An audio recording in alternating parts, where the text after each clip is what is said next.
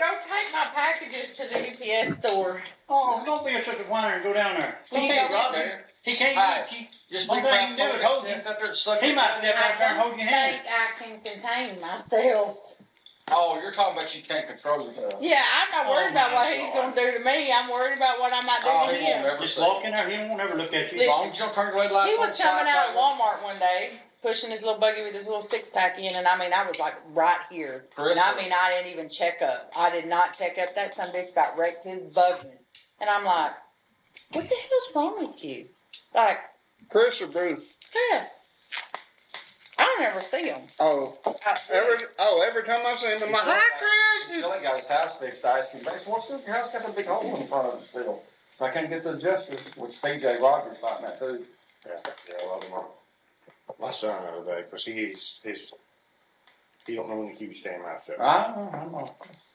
He walked in the chocolate house by Chris was standing in line. He walked in and got that. Chris turned around and looked at him and said something to him. The guy looked at him and said, fuck you, motherfucker, don't talk to me. Said Chris had a bag of chips and Coach said, I'm counting this off like I need that, and turned around and walked out. And Kyler said he just started dying laughing. I mean, What they really don't know is and that's the thing about it. 20 years ago, I would have done something like that. I know 20 years ago, I wasn't in a political position. You know, they're insignificant in my life. yes. Really, they bring The that old saying is, you know, What goes around goes around. it will. I told you it will. Yeah. I know where two big deep holes are if you ever need them. I got an excavator. Well, these are already pre-dug. Well, so, you know, I worked with a lot of females that slept with coworkers, right? They didn't make the front page of the paper. So it's very distasteful to me because I didn't do that. They did. They're no longer in law enforcement. I am still here for the party to save the people, to protect the people, and to do what's right, but I'm the one getting thrown under the bus. So. Well, the thing of it is, if you try to do good, you know, I heard a good saying here at church. I mean, I said, you know, here's the thing. Evil makes news. Good news don't make the news. This last year has definitely You know, changed who I am. put that in the paper about the commissioners who had this fucked up on this election deal because it wasn't run 4 times. Because Karen deemed asked in the papers, all the bulls. It says it's a lawsuit, so I'm not talking about anything that's, I can't. You know, and he said, somebody, tall editor, Bruce. Yes. Yeah, a lot of people in our county ain't fucking smart enough right now. Yes. So, anyway, he read that he said, well, I thought the 2 new commissioners was going to be not as corrupt as the old commissioners in the current or something like that.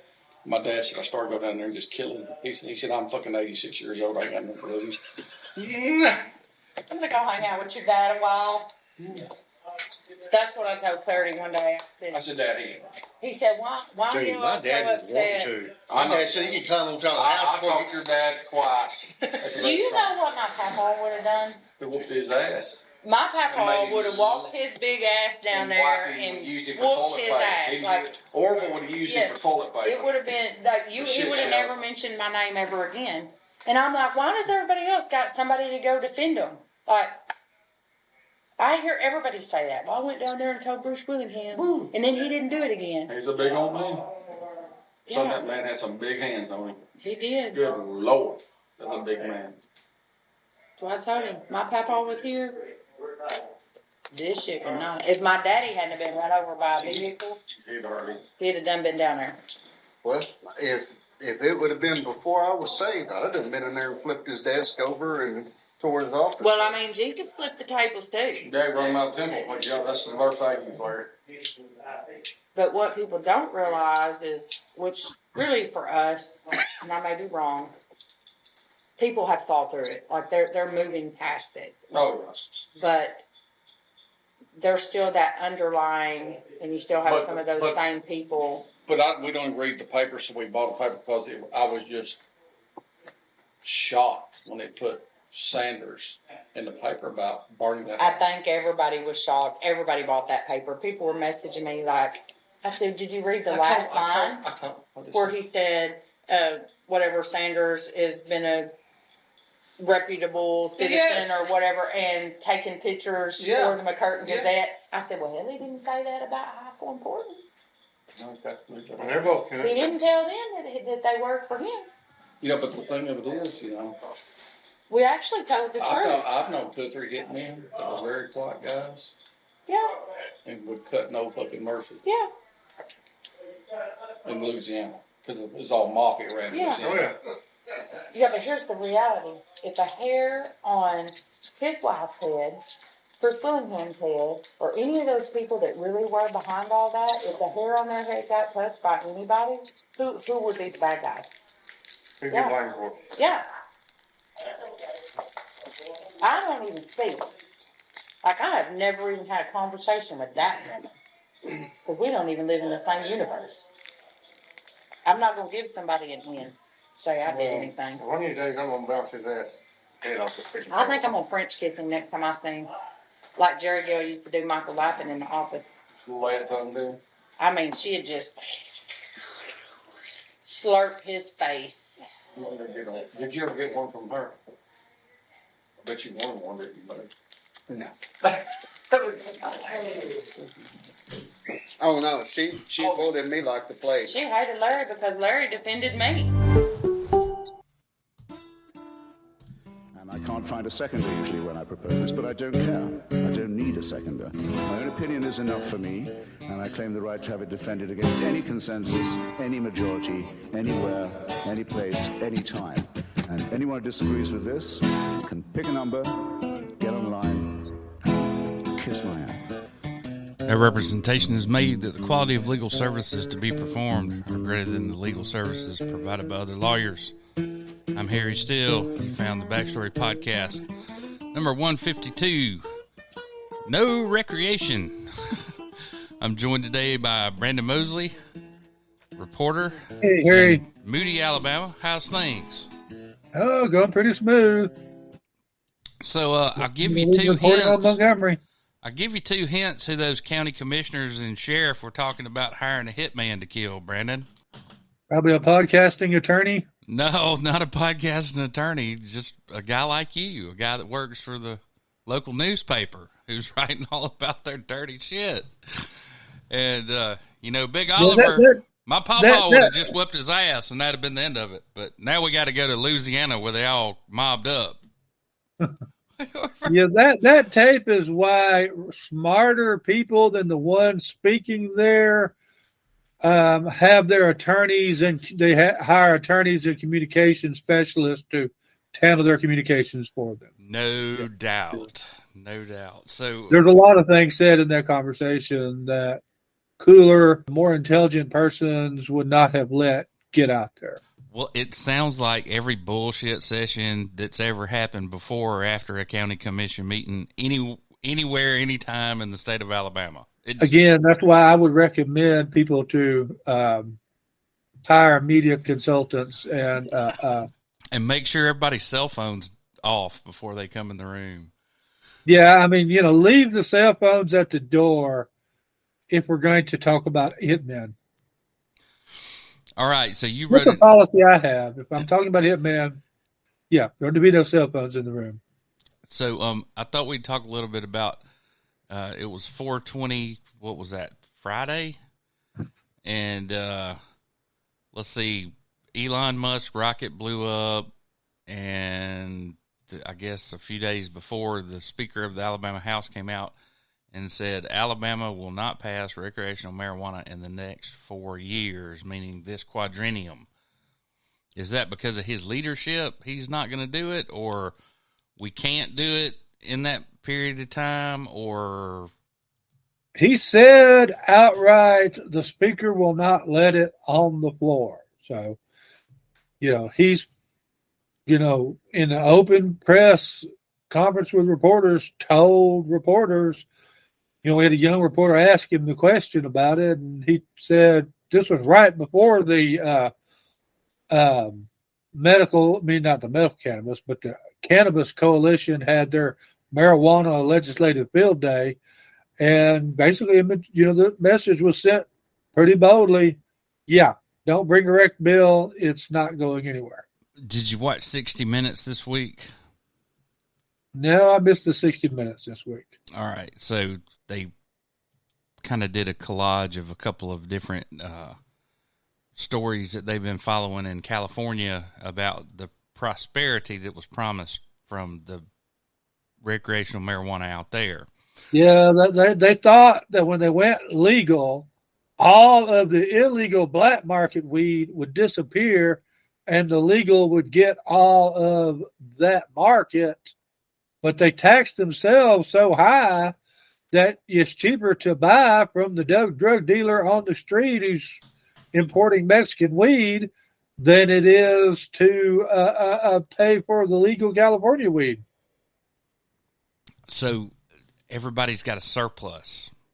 All the and the thing is, you know, it's still federally illegal to trade in this stuff. So they especially don't like it when you take stuff from one state to another state, be it now you're really it females or, you know, marijuana. So that's one of the things that they're trying to get the State Department involved in, or the Department of Commerce, involved in, is so that they can exchange this commodity across state lines from the many states where recreation is legal. Because I kind of bet you there's Florida weed going to Arkansas, and Arkansas and California weed flowing to Florida through Alabama, where even possession of that truckload, that truck driver who's, you know, hauling legal weed, that's life in prison, buddy, in Alabama. He could be facing life in prison just by driving through Alabama if he doesn't know what he's doing. That's right. He better reroute through Kentucky, Virginia, and go down the East Coast. He better plot his route carefully with the help of his attorney. You also read this article this week about black entrepreneur is one of 90 applicants for being considered for Alabama's medical cannabis license. 90 applicants. Yeah, and about half of them are trying to get the integrated license where they can, you know, do the whole 9 yards. They can grow their weed. So let's talk. They're a weed processor, a weed, and they're going to transport it anywhere. Okay, that's going to be a hard one to get. So let's talk about the how it seems to make no sense to require somebody to. Let's say this. Every bit of the medical cannabis dispensed in Alabama is supposed to be grown in Alabama, processed in Alabama, and dispensed in Alabama. Okay. Even when medical marijuana becomes legal, that truck driver who's hauling a load of medical cannabis through Alabama is still guilty of, you know, criminal trafficking of marijuana and could face a life sentence by crossing that state line, even though it will be legal here. That's why only a licensed transporter is allowed to transport legally the legal weed in Alabama from the farm to the processor or from the processor to the dispensary. Okay, so if there's a plethora of this stuff that's selling for nickels on the dollar in California, why would we make sure the raw material came from here?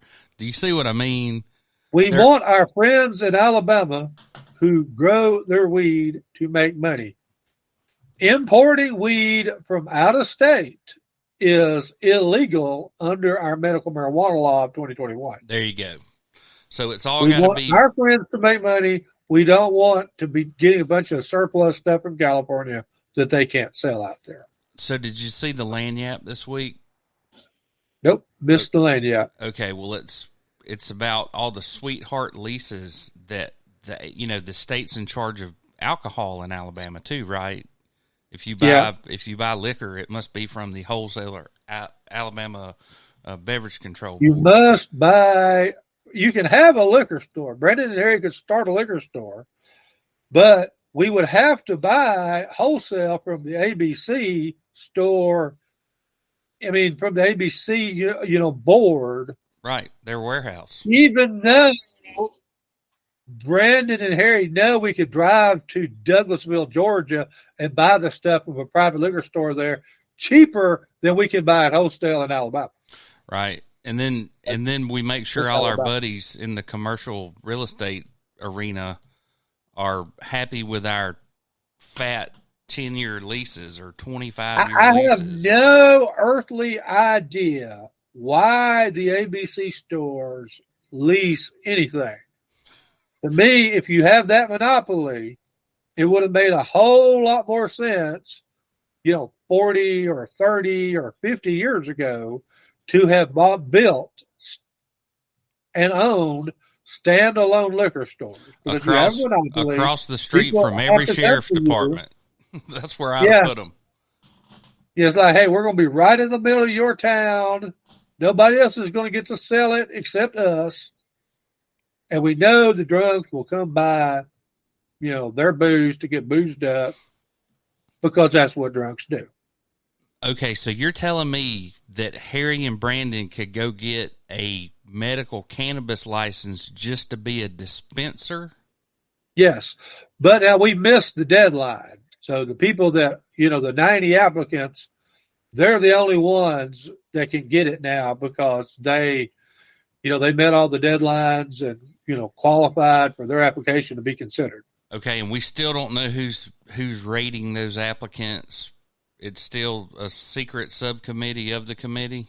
They are experts from the University of South Alabama will study all of the applications and will make recommendations to either the board or a committee that's appointed by the board of, persons who probably will never be identified, who will then rate the applications. Yeah. But it's ultimately the decision of the commission. Our former de facto governor, Congressman Joe Bonner, who's now the president of the USA, is rating. But I'm sure he has staff who are experts in evaluating marijuana applications. Although no one's ever seen a marijuana application. Like the chef in the back who's, like from Jamaica. He's the guy out that tested it or whatever. That sounds good. I'm not as smart as probably the dumbest professor at the University of South Alabama. But, yeah, I kind of think if they sent me these 90 applications, I could figure it out. Fox News just settled one mammoth defamation lawsuit, but an even bigger and potentially more damaging case looms.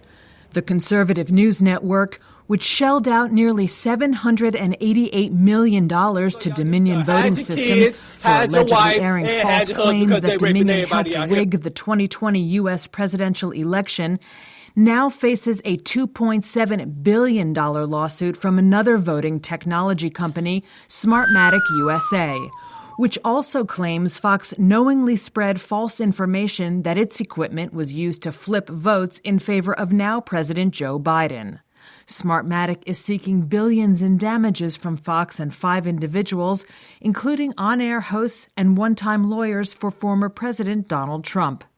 It's unclear whether Fox will similarly settle with Smartmatic, but some experts not involved in the case say the Dominion deal, which is the largest ever defamation settlement publicly announced by an American media company, could grease the skids for an even bigger Fox payout for Smartmatic. Carrie Coloniza is a law professor at the University of Pennsylvania. In some ways, it's hard not to see Fox's willingness to write a check for $800 million or nearly $800 million to Dominion as not strengthening the hand of Smartmatic in its lawsuit and its negotiations in a different court. By settling with Dominion, Fox and its parent company, Fox Corporation, averted a 6-week trial with lots of media hype in exchange for half the amount of money that Dominion was seeking. Fox has firmly denied the allegations in both the Dominion and Smartmatic cases. Yeah, they denied it right up to the moment they handed them a big pile of money, right? I really wish Fox had not settled that. Were the allegations that you or I could, somehow with our computer and our magic decoder ring, switch over the elections of the Libertarian wanted, false. Yeah, that was that utter bullcrap. It was always bullcrap. But, a former U.S. or at that time, the sitting U.S. president was saying it happened. So I really think this whole settlement and then, probably a settlement in this other case puts a pall over journalism, because it's like, I know things as a journalist through my sources I can never prove. Now you're telling me if I say something I can't prove that I then can be sued for defamation. You're telling me I really can't operate legally. Well, now granted, what they said with the voting machines was way over the top. The company Dominion proved that Fox knew it was bullcrap, at all levels of management when they said it. But I still don't like the idea that, you have a freedom of the press, but the press can be sued anytime somebody's stock drops a little bit in value because of what you said. That's a dangerous precedent. So the New York Times versus Sullivan, 1964. You remember that? Wasn't born yet, but yeah, I'm aware of the decision. Okay, well, the court stated that actual malice means the defendant said the defamatory statement with knowledge that it was false or with reckless disregard for whether it was false or not. That's the case controls in the Supreme Court and has, and I hope continues to. No reasonable person who has ever been to a polling place would think that any of that poppycock was in any way true. And it certainly doesn't give them any cover. So they never even showed why Dominion would have wanted to devalue their company by flipping an election for Joe Biden if they had the ability. Right. And they never showed they had the ability. And pretty much, it doesn't make any sense why you have a good racket making vote counting machines and you would, risk your entire business and your career and your reputation to swing an election for Joe Biden when Joe Biden clearly won the popular vote. Okay, We're only arguing about, a few precincts in, a handful of swing states. Well, that's something that happened after the fact, and it certainly damaged these people's reputation in the business community. I'm not saying it did not hurt their reputation. I'm not saying that the allegations against them were true or even plausible. All I'm saying is you're creating precedent, which other attorneys in the future I don't disagree can use to go after other journalists.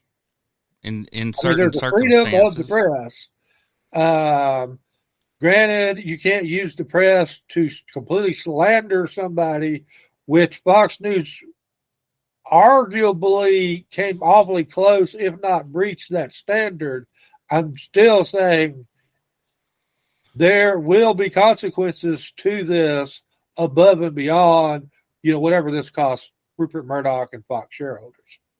Okay, well, let's talk about some manipulation that happened prior to the election, okay?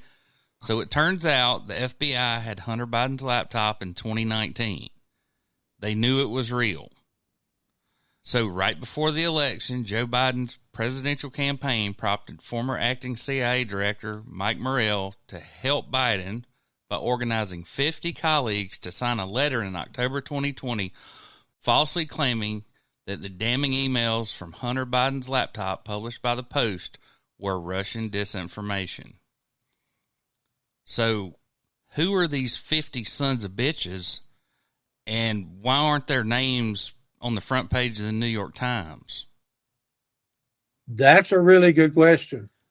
Those are some people that everybody need to be held in to this account. Conspiracy is guilty of criminal conspiracy, because this was throughout, beyond Hunter Biden's various alleged crimes. this whole conspiracy to cover up, has been obstruction of justice on a major level. I mean, the Nixon administration didn't go to jail because some goons broke in the door of the Watergate building. They broke in the door. That president got removed or resigned before he got removed, and people went to jail because they conspired to cover up. This is a conspiracy to cover up involving, national intelligence figures at the highest level. And how do you commit all these crimes surrounded by, Treasury Department agents? So that's what the Secret Service is, right? They're a subset of the Treasury Department.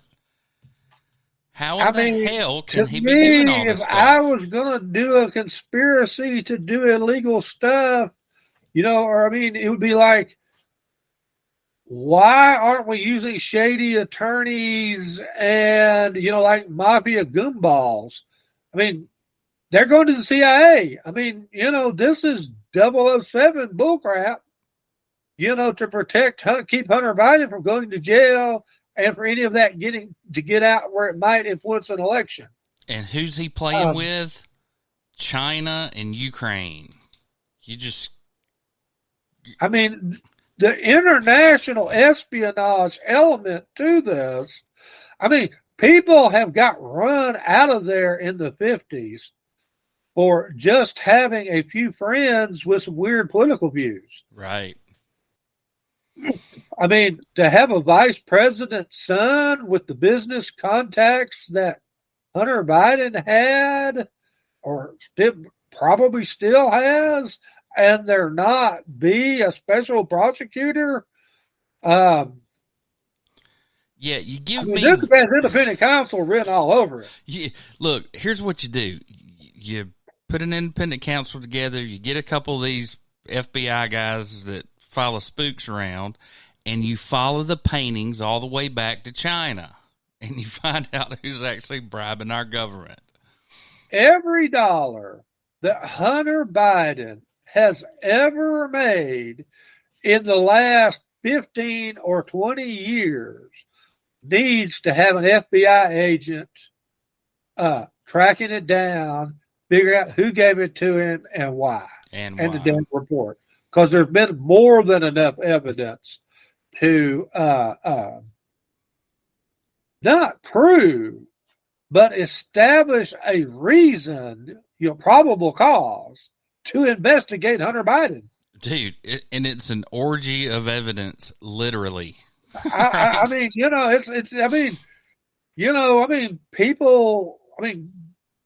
People's careers were lost, in Teapot Dome. This is so above and beyond Teapot Dome, or Whitewater, or Iran Contra even. It boggles the mind. It's Chinese, shady intelligence, government, military officials investing in a hedge fund managed by Hunter Biden, who has no track record in managing hedge funds. How about I was qualified to run a hedge fund as Hunter Biden? How about the military entertainment intelligence complex? So you remember this story, the Jho Low and the Leonardo DiCaprio having to go to court and testify about all that. So not his best picture, but pretty good. It's getting better. He was on the cover of Time magazine. He's a Keebler elf. So Jeff Sessions testifies for defense in hip-hop star Pras Michelle's illegal lobbying trial. So you remember how he's being accused of being a agent for the Chinese government, in all likelihood. Yeah, so former U.S. Attorney General Jeff Sessions on Tuesday took the stand as a defense witness in the illegal lobbying trial of hip-hop star Pras Michael, testifying that he could not recall meeting Michael and that the Refugees rapper request for a meeting did not appear improper. Michael was charged in 2021 by federal prosecutors in Washington with participating in an illegal lobbying campaign to have a dissident Chinese businessman deported and for DOJ officials to drop an embezzlement investigation into the Malaysian Sovereign Wealth Fund. And, of course, that's the largest public theft that's ever occurred. And there's Mr. Jho Low, and there's the rapper, and there's Leo. And so you just got to wonder just to what levels in our government do these people have their claws? I mean, I've met Jeff Sessions 50 times in my life. I've met Jeff Sessions a number of times. I've always enjoyed my interactions with Jeff Sessions. Certainly, if I had money, I mean, I met Jeff Sessions. I have no money. I'm just saying, getting a meeting with Jeff Sessions. I mean, it's like, you know, when the whole, Russia owning Donald Trump, scandal came up that, remember he recused himself because he'd met with some, the Russian ambassador. Whatever you say about Jeff Sessions, he was always accessible. Getting a meeting with Jeff, especially if you had money, I mean, one, I can believe, he met with him. I can also believe Jeff Sessions doesn't remember the meeting. So I just think it's real funny that all this stuff's coming out while we're going around and cleaning up. What was it? It was an entire floor of an office building in New York City was being used by the Chinese intelligence service as a private police station, and that they believe that they have them set up in all the major cities across the United States. What the hell are these guys doing all day? Meeting with each other? I mean, the military intelligence apparatus that China has assembled is just awe-inspiring.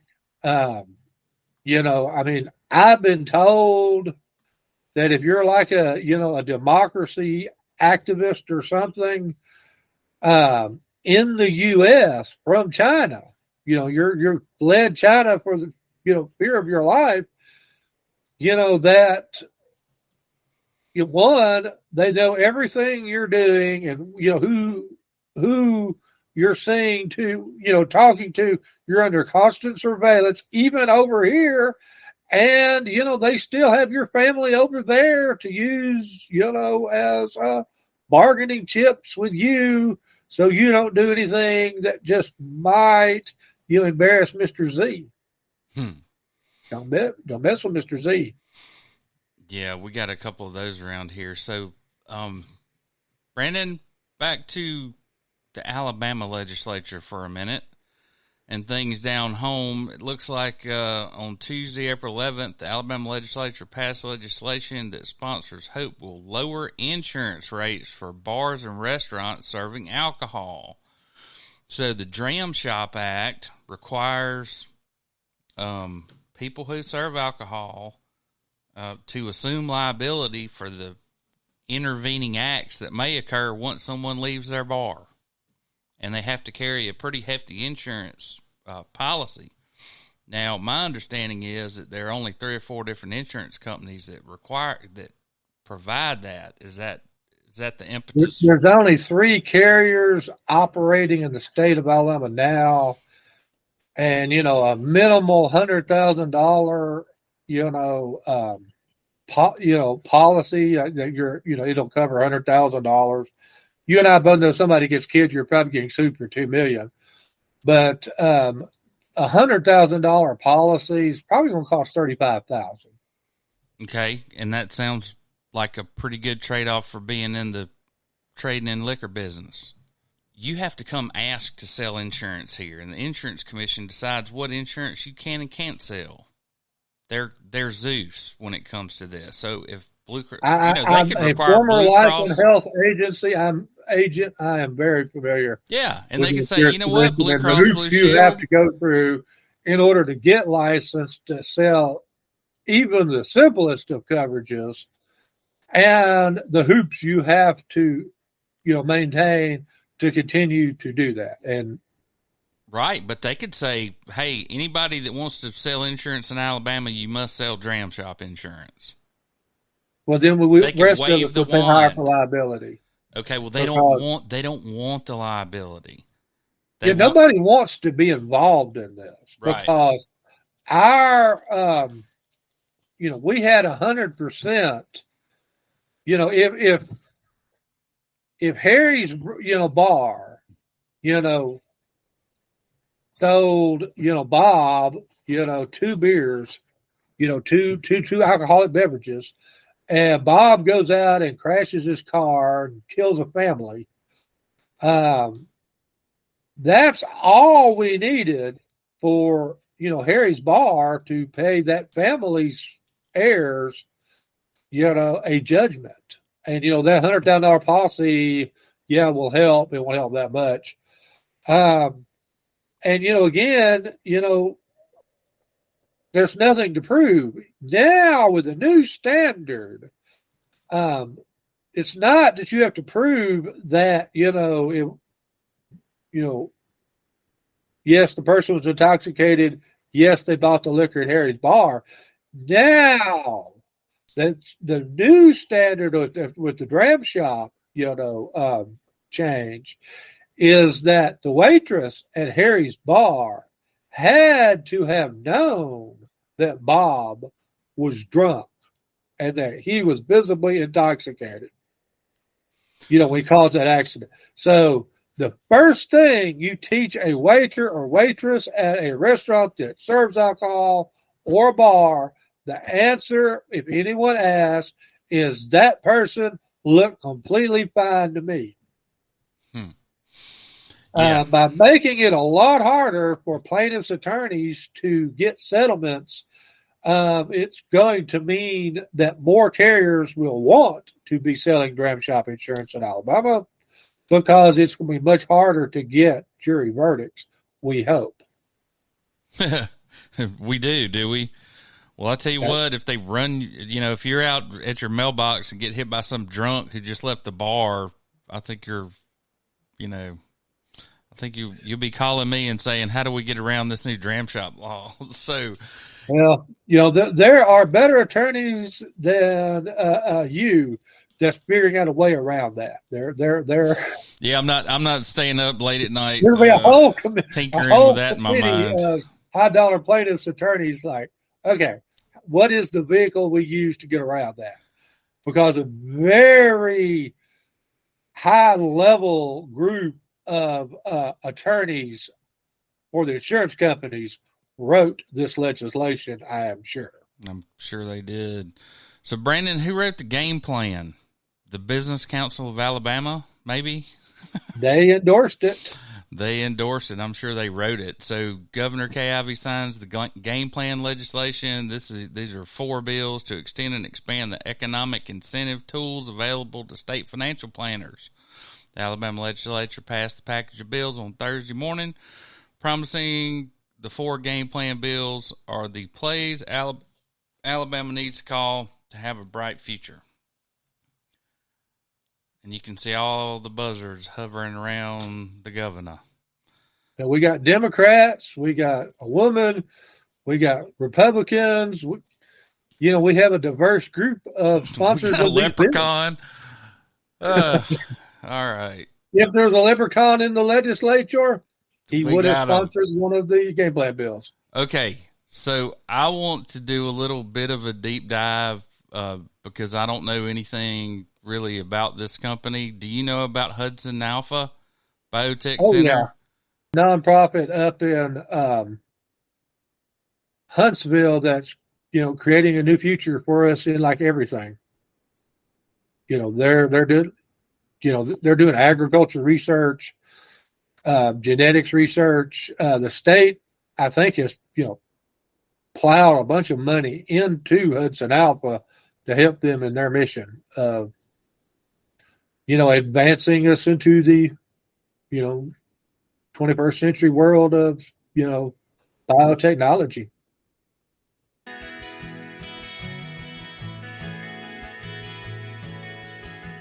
At HudsonAlpha, creativity is in our DNA. It's how we are wired, and it's an essential key to understanding That's an awesome looking place to work. the complexity of life. Scientists worked for 13 years to sequence the first human genome. Now that we can produce highly detailed sequences in a matter of hours, HudsonAlpha researchers are able to leverage their creativity to ask even deeper questions and move toward a healthier, more sustainable world. HudsonAlpha is a nonprofit research institute in Huntsville, Alabama. Our founders envisioned a place where basic scientific research, economic development, and education come together to impact the life sciences and improve human health. To fulfill this mission, HudsonAlpha created a new biotech model, placing for-profit companies of all sizes side by side with nonprofit researchers. Over 10 years later, with billions of dollars in economic impact, the model is working. We are increasing our scientific understanding and decreasing the time to market, making it easier to get life-saving therapies and tests for those who need it. HudsonAlpha researchers study those diseases that rob us of our loved ones and ourselves. Diseases like ALS, Alzheimer's, and cancer. We help those who have undiagnosed disease find answers in their DNA. We search for ways to increase crop yields and biofuel efficiency. Of all high-quality plant reference genomes that have been assembled, half So it's the Wuhan Institute in Huntsville. Is what you're telling me. were sequenced No, at HudsonAlpha. Wuhan was just looking at coronaviruses. That Oh, was they're their- trying to solve everything here, though. With nearly all Alabama public schools using materials developed by HudsonAlpha, our education team is inspiring the next generation of scientists. We educate the public so they can make more informed medical decisions and work to develop innovative public health strategies that will shape the future of our healthcare. Creativity is seeing what How about we stockpile some N95 masks for next time? Just my little no 2 one cents. else sees. It's finding new ways to ask questions. It's looking for the connections that others have missed. It comes through persistence, refusing to stop, knowing that tomorrow's breakthroughs are at our fingertips. It's a deeper understanding A lot of women and minorities in this thing. of life. It's new targets for new therapies. It's hope. And hope is found at HudsonAlpha. I don't see a leprechaun.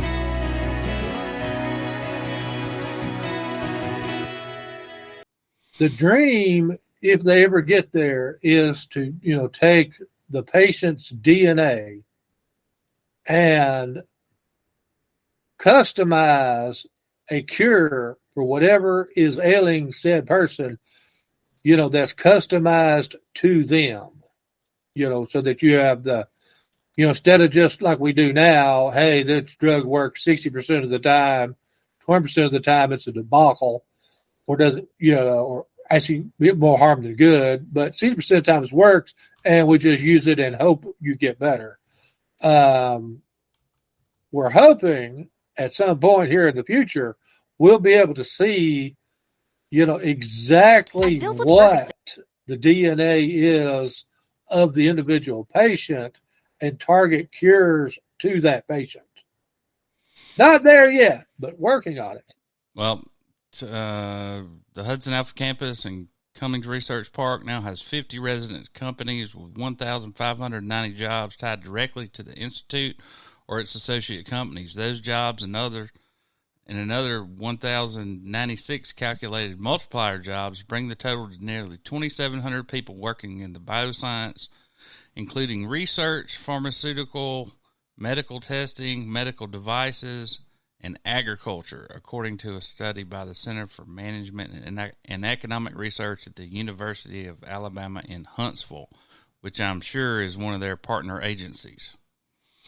Yeah, I'm sure they have a good relationship with HudsonAlpha. So speaking of Joe Bonner and wondering what the hell he was doing down here besides deciding who's going to get all the marijuana permits, USA Health to acquire Providence Hospital in Mobile. The University of South Alabama Healthcare Authority has entered into an agreement with St. Louis-based Ascension to acquire Providence Hospital and its clinics in a transaction that will take effect in fall 2023. And we still don't know how much that thing's going for, lock, stock, and barrel, but I'm assuming they're going to absorb their nursing and physician staff and support staff and all that, but a lot of those duplications will go. So I don't know if it's, I don't know that, I haven't heard anything about Providence having any kind of troubles or Ascension Health not being in the black. Have you? No, but we've had a trend of this, UAB being the big example of, in the old days, universities had university hospitals where a few veteran doctors and specialists trained the next generation for them to go out and then, go to work for private hospitals or be their own, independent practitioners, the Marcus Welbys that we grew up with. That's all changed. And the current model is for nonprofit university-based hospitals. It's not just UAB in South Alabama. This is, widespread around the country now, where, the old university hospital becomes the mega hospital and buys up a lot of these old for-profit or, other, I think Ascension, eventually, is somehow originally rooted to the St. Vincent's network. They're tied up somehow. Where churches and corporations used to provide the hospitals, now it's, government, college tie-ins, and, we're getting more to fewer hospitals, much fewer independent practitioners. If the federal government came in and started taking over hospitals, all our conservative friends would just go nuts. But for the University of Alabama system or the University of South Alabama system to do it, apparently doesn't bother anyone. Well, it bothers me. And I wonder what their bottom line is on all those hospitals. So the state, talk about liability and shit in the bed from a legal perspective. Okay, so the state house passes legislation allowing some social workers to diagnose mental illness. I would not want that liability if I were DHR. Okay. I think a lot of these social workers are going to be independent practitioners. I have no idea how exactly this works. Well, it says certain social workers with master's degrees to diagnose mental illness. Well, hell, if you're a master's level and you have gone through they have a special modality in psychiatry called psychometry, and it's people who are trained to give like IQ tests and things like that. And what is it? The M360 is the one where they try to find if you have a personality disorder or something like that. Anyhow, those are tried and true, and we know what we're dealing with when we're talking about those things in court. And when you willy-nilly gonna let Susie diagnose little Johnny with some disease and course of treatment, sounds foolish to me, but what do I know? I just work in the system. My child, the only diagnosis I am accepting is from a licensed psychiatrist or psychometrist who does, that's more education. I really don't want my child receiving counseling from someone who did not go to medical school. But there's, the state has for years, when we ran into the 2008 recession, Great Recession, we cut the crap out of mental health. And a lot of people that practiced in that area, it got harder to get paid, so they practiced elsewhere or they stopped practicing. So now we've got a huge shortage of actual qualified mental health people in the state. And now with, school shootings and, birthday party shootings and, all, crazy people wandering up down the streets, we have a mental health problem. And, we don't have the old asylums we had 50 years ago where, you need help, you went to an asylum and you stayed there until a college educated psychiatrist says you're good and let you go back home. Those days are gone, and, we need, trained people. And we don't have enough psychologists to even begin to make up, the differences. So social workers who've gotten masters and done 3 years of clinical and passed a test where they can diagnose, they're now mental health workers in the state of Alabama. This cleared the House. I think it was unanimous I think it was one person voted against it. And then it cleared committee unanimously in the Senate. So I expect this to pass this week, probably no opposition in the Senate. Mm-hmm. Sounds like another bad idea. So, you familiar with? I think you got started with us a little after we covered this, but Brookside, Alabama, was found to have been on their 3 miles of highway. They wrote 6,000 tickets a year, and it was seen as usurious. So, after Brookside investigation, the Department of Justice urges states to end unlawful collection of fines and fees. The DOJ issued the letter Thursday for state and local courts regarding the handing out and enforcement of fines and fees, and said common practices may be unlawful, unfairly penalizing individuals who are unable to pay or otherwise have a discriminatory effect. While the letter was issued to jurisdictions around the country, it does mention the town of Brookside, Alabama, and a July 2022 federal lawsuit involving the town's practice of issuing fines and fees. The letter referenced a statement from the DOJ in the Brookside case that says courts, prosecutors, and police should be driven by justice, not revenue. So around here, the city of Bay Minette in 2016 was collecting $300,000 in fines and fees, and now they're up to almost $1 million. And, of course, they have a shooting on their hands. So maybe they should listen to the DOJ a little bit. So, well, I blame a lot of this on the legislature over the years. I mean, they cut the number of state troopers down way, way, way, way down where there's, not enough. Of course, they're trying to add more now, or now that it's difficult to hire anybody. At one point we were down to like 210 state troopers for the entire, so that means there's like 60 of them available for the whole state at any given time. And then seems like 20 or 30 of them have to protect the legislature. Rightly so.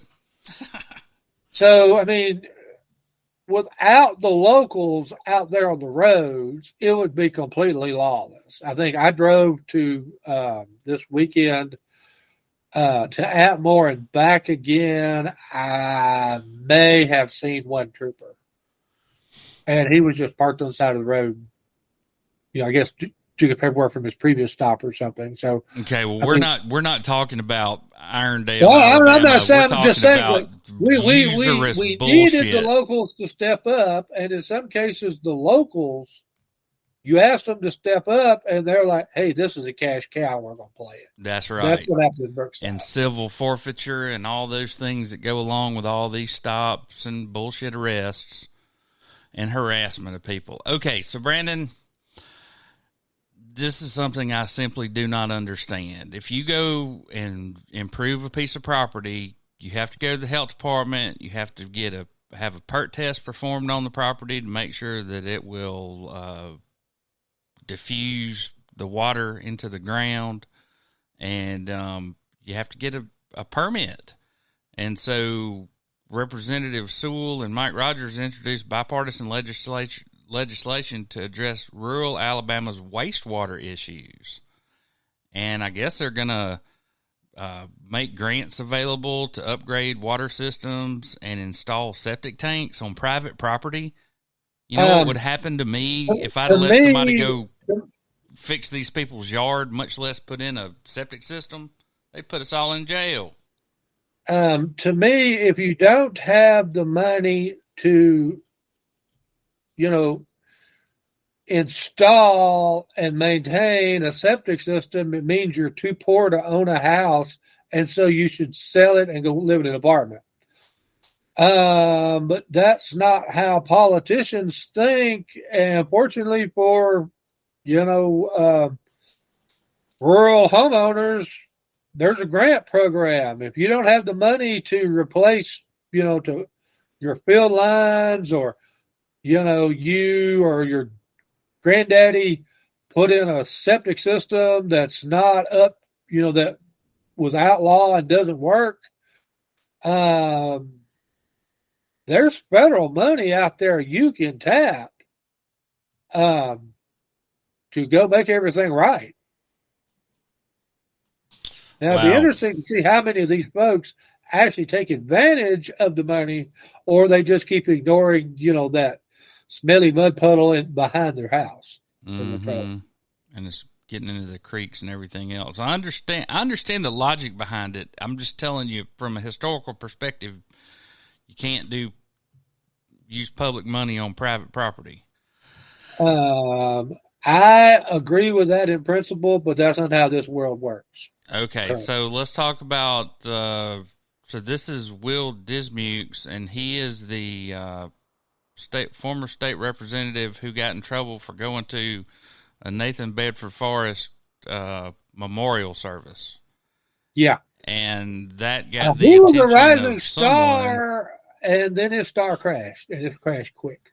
And so now he's been convicted of he was working for a flooring company and supposedly took some things that weren't his to a new company he started, and so that's theft. And so my brother is in subcontracting and contracting, and been a framer and trimmer and all these kind of trades forever, and a lot of those businesses operate that way, where you were a framer for somebody, and then next thing you know, he's missing you, a bunch of tools, and a pickup truckload of lumber. And now all of a sudden you're competing with him for jobs, and that's kind of what Dismukes tried to do. And there was fraudulent checks that should have been written to the contractor that Will, according to the jury, cash to himself. And I think a lot of it goes to the Nathan Bedford Forrest deal. The Sons of Confederate Veterans, they have a camp near Selma that's kind of a little bit out there, and they have a Nathan Bedford Forrest's birthday celebration, I think, every year. In fact, I know people that have been, I've talked to, and they say it's no big deal. Unfortunately, John Lewis died just before Nathan Bedford Forrest's birthday party. And he was lying in state, the famed civil rights, foot soldier turned congressman. Yeah, from Georgia. He was lying in state in Selma, and the Sons of Confederate Veterans outpost in Selma went ahead and held their Nathan Bedford Forrest birthday party they'd previously planned anyway, and Will, who was the chaplain for the Sons of Confederate Veterans, went and, prayed for the soul of Nathan Bedford Forrest and all of his kin. And, it kind of embarrassed folks in the state. Clyde Chambliss, who's the state senator who represents Prattville, this district was in, he called for him to resign. There were several people called for him to resign, including the Democrats. And then next thing you know, the district attorney is saying, hey, look, Dismikes stole from his previous employer. Yeah, it's funny how the skies cloud up real quick for certain people. Yeah, when you get bad publicity, all of a sudden, where certain things were alleged and never prosecuted, all of a sudden get prosecuted. I'm not saying the two are related, but the timing's really weird. Yeah, really weird timing for the guy, huh? And after Dismukes was convicted, his father committed suicide, so prayer for the Dismukes family. That was a hard deal to go through, I'm sure. Well, when it's your turn, man, there's no mercy for you. That's terrible. So, Senators Tuberville and Britt vote to defund abortions at VA facilities. I can't imagine that's a whole bunch of them, but if this is the hill that these people are going to die on, good for them. That's all I'll say about it. I mean, they ran on a pro-life agenda, and they have been true to their word 100%. If it's anti-abortion, Tommy Tuberville and Katie Britt have been, especially Tommy Tuberville. Even some other Republicans think Tommy may be going too far, but he's carrying that pro-life banner, and he's being saluted by Susan B. Anthony List and National Right to Life and all those pro-life groups. Yes, that's how you get lots of press, Brandon, doing things like that.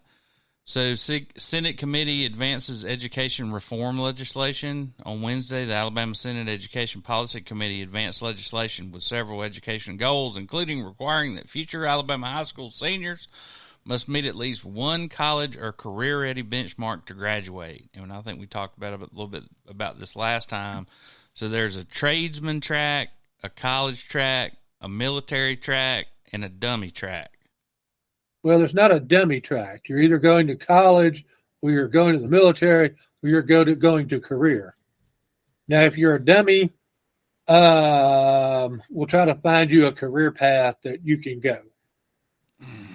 This all sounds familiar. I mean, it sounds, ominous, but when you look at what they're asking, it's not that difficult. I mean, if I'm talking about going to college, then I'm going to make a ACT score that is college is not asking a lot. If you can't do that, well, heck, let's enroll you in some advanced placement classes and see if you can hang. You're not willing to do that, well, maybe do some dual enrollment classes at the JUCO.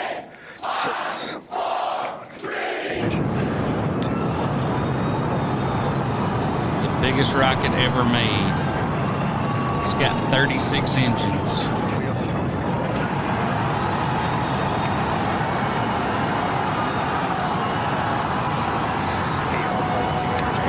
Feet tall. Zero post-launch flight operations.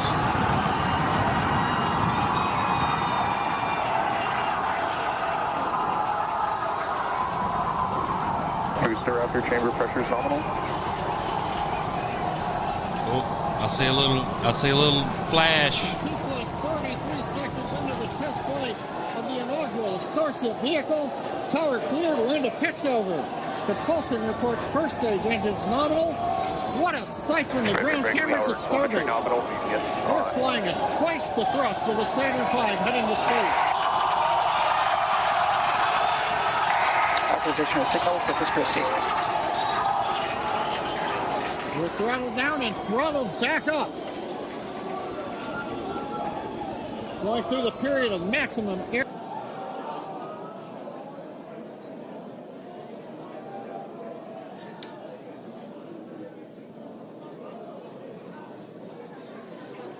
continuing to fly. 2 minutes, 40 seconds. Let's get ready for main engine cutoff. Booster engine cutoff. Beginning the situation. Yeah, it does appear to be spinning, but I do want to remind everyone that everything after clearing the tower was icing on the cake.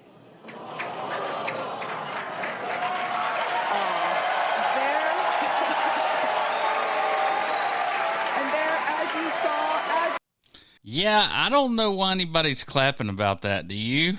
I don't either. To me, it's a spectacular failure.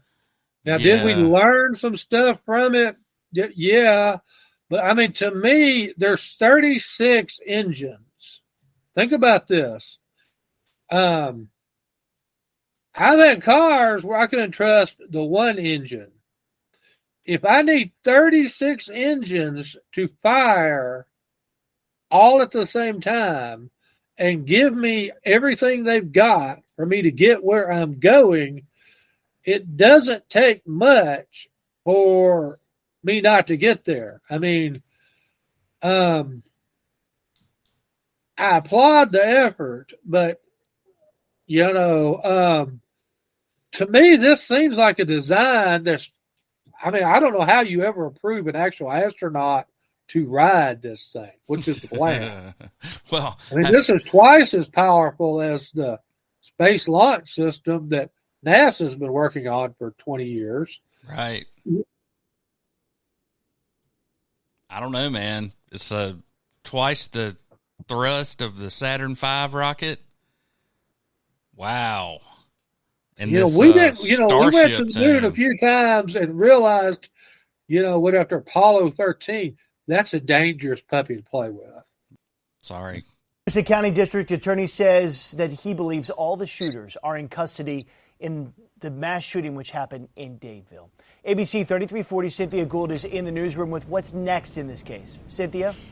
Well, Stephen, next Tuesday there will be an Anna's Law hearing. The judge decides if those suspects can continue to be held without bond. There will be evidence and testimony presented by the state. A total of 6 suspects are in custody. The 3 adult defendants have attorneys. The other cases are sealed for those considered juveniles. Defense lawyer Tommy Spina, who is not connected to these cases, explains reckless murder is a very serious charge. It carries a sentence of 20 years to life because a gun was used in the crime.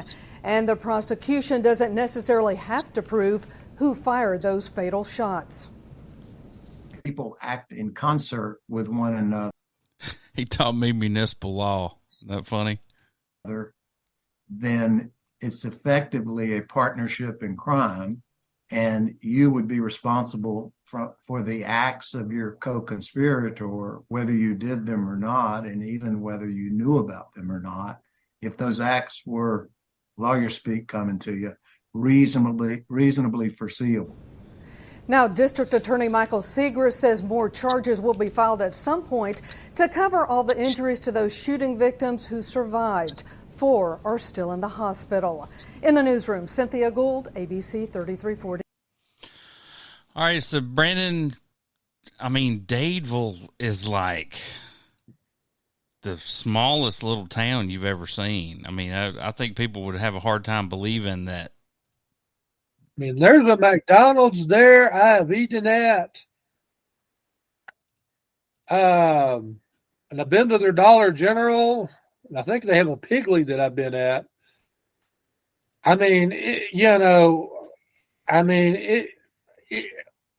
If there's a Mayberry in Alabama, you would think it would be Dadeville. Exactly. Halfway between Auburn and what? Alex City, that's it. Right there on just to the east of Lake Martin. And, looks like an old railroad town, doesn't it? The storefronts and everything in downtown. Yeah, the only reason it's a town is because way back in great-great-granddaddy's day, they grew cotton and some textile mills were put there where the farmers traded. Well, the last thing I wanted to talk about today is the announcement of RFK Jr. Do you know anything about him? I know he's not going to win. Well, I know he's not going to win, but he's staunchly against the COVID vaccine and the lockdowns. I want to say he was in Berlin in 2021 or 2020. There were like 1 million people came out to support his anti-lockdown rally. Of course, I don't think he got any press over here. And there are just a few things in here that I thought were really good. We're going to listen to just a minute of it. Off 242 years ago last night from the Old North Church in the North End where she was born, my grandmother was born, and he rode out to Conquer to alert the countryside, and particularly the Minutemen, that a British troop of 800 men was coming to confiscate their arsenal and their powder dump. And those men met the British Army, the largest and most powerful empire in history, on the Old North Bridge 242 years ago today. And they drove them back, and they chased them in retreat through Concord, through Lexington, through Lincoln, through Arlington, into Cambridge, inflicting terrible casualties. And that was the beginning of the American Revolution, but really the revolution had started 2 years before. And it started when the British had passed an oppressive law raising the taxes on tea in New England.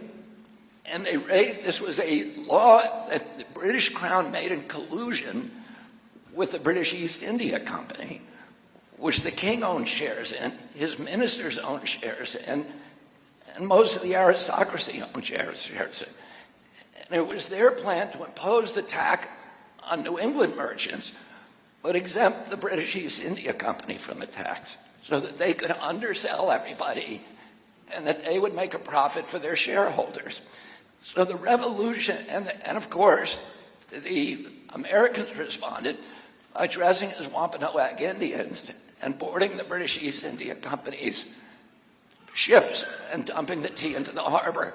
And that's when the British sent that troop over here to quell the rebellion.